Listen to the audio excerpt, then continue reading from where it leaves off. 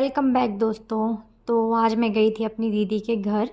तो ये हमारा खाना पीना चल रहा था, साथ में ये मेरी बैठी थी फ्रेंड, मेरी दीदी की छोटी सी बेटी जिसका नाम गौरा है, उसको लेके। और ये रही मेरी दीदी।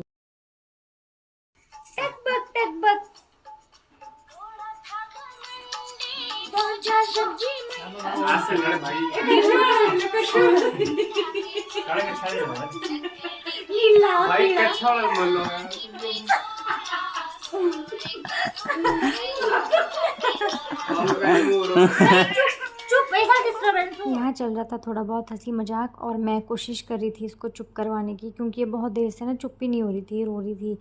तो मैं इसको वीडियो दिखाने लगी, छोटा भीम भी दिखाया, और उसके बाद ये थोड़ी सी खुश हो गई थी और चुपचाप से मगन हो गई थी। बहुत अच्छी लड़की है। देख मामू ने क्या बात करती यार। नो बच्चों जी। कितनी तो इज्जत हो रहा।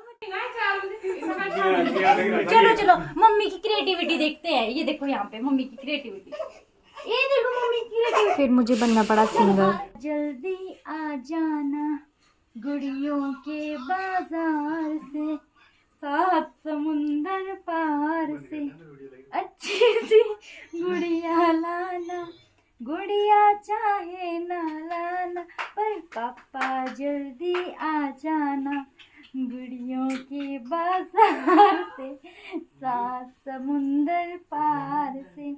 आगे याद नहीं है बेटा। लकड़ी की काठी काठी पे घोड़ा, घोड़े की दुम पे जो मारा हथौड़ा, दौड़ा दौड़ा दौड़ा घोड़ा दुम उठा के दौड़ा, घोड़ा था घमंडी पहुंचा सब्जी मंडी, सब्जी मंडी बर्फ पड़ी थी, घोड़े को लग गई ठंडी, टकबक टकबक टकबक टकबक, घोड़ा था। और इतनी लंबी प्रोसेस के बाद भी ये सोई नहीं, बट इसकी मम्मी ने लास्ट में इसको सुला दिया। और उसके बाद हम यहाँ बैठे थे, बहुत हंसी मजाक कर रहे थे, इतना हंसी मजाक कि सचिन की आंखों से आंसू तक आ चुके थे। उसके बाद ये कोशिश कर रहा था अपनी हंसी को रोकने की, पर कर नहीं पाया, उसके बाद भी हंसता ही रहा। पता नहीं कैसे इतने बकवास जोक मार रहा था, और तब भी हमें हंसी आ रही थी।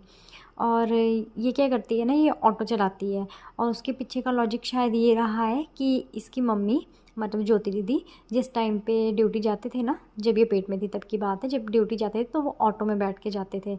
तो फिर सबका लॉजिक ये है कि इसलिए ये ऑटो चलाती है, क्योंकि इसकी मम्मी ड्यूटी जाती तो वो ऑटो में जाती थी।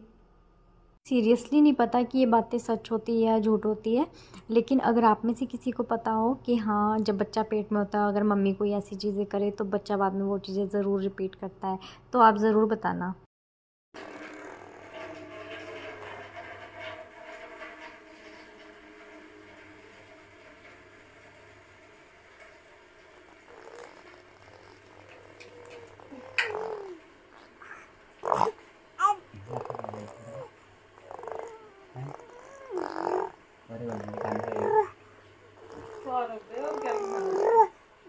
यार ये सीरियसली कितनी फनी लग रही है। मैं भी व्लॉग एडिट कर रही हूँ तो मुझे इसको देख देख के खुद ही हंसी आ रही है, और इसकी याद भी बहुत आ रही है। प्यारी प्यारी कितनी रहती है।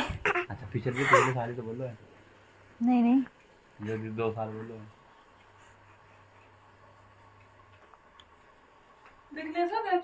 और ये इतनी ख़राब है ना, इसने अपने मामू की बातें सुन सुन के ना सब कुछ सीख लिया है। और इसने इतनी शरारत की ना मेरे साथ, इसने मेरे बाल खींचे, और वो भी बहुत बुरे हाल से। मतलब लिटरली मेरे को सच में पेन हो रहा था यार बालों में। चिढ़ हर बाल चिढ़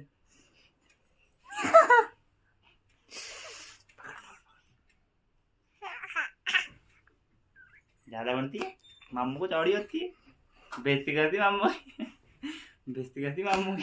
क्या है सचिन में? लप्पू सा सचिन है, लप्पू सा सचिन है, ज्यादा लप्पू सा सचिन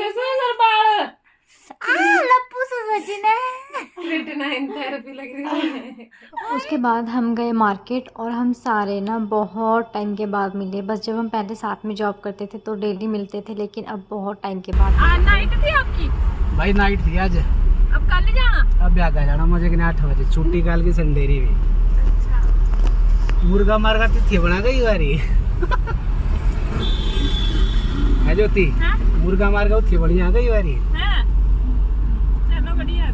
मजेरी जिंदगी लग रही कटना। अब एक दिन डे दो, एक दिन नाइट दो, एक दिन तीसरे दिन छुट्टी मारा।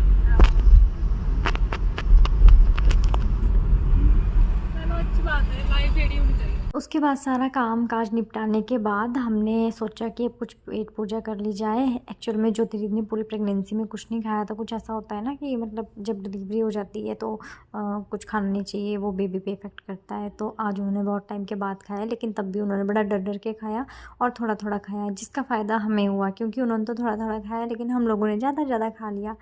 फिर इस चीज़ सब के बाद मैं अपने घर और मुझे आ गया था फीवर, इसलिए मैंने कुछ भी शूट नहीं किया। और फिर नेक्स्ट डे दादी ने मुझे दे दिया नारियल छिलने के लिए। पहले जब मैं स्कूल जाती थी ना तो मेरी मम्मी मेरे लिए बहुत नारियल लेके आती थी। मीन्स मम्मी को पता था कि इसको बड़े पसंद है और मैं उनको भी छिलती थी घर में अपने आप, है ना। और फिर उसके बाद उससे पानी पीती थी और फिर उसको मतलब बड़ा अच्छे से निकालती थी। इस बार मैंने बहुत टाइम बाद निकाला ना जैसे, तो फिर मतलब उतनी अच्छी जैसे हम शेप से निकालते थे ना, मैं वैसे पूरा भी निकाल देती थी कई बार। इस बार तो इतने टुकड़े करने पड़े ना इनके, बहुत ज़्यादा टुकड़े करने पड़े। उसके बाद में मैंने ये सारा ठीक ठाक निकाल दिया। फिर मैंने सोचा कि चलो अब बहुत टाइम के बाद मैं घर आई ही हूँ तो फेस पे कुछ लगा लेती हूँ।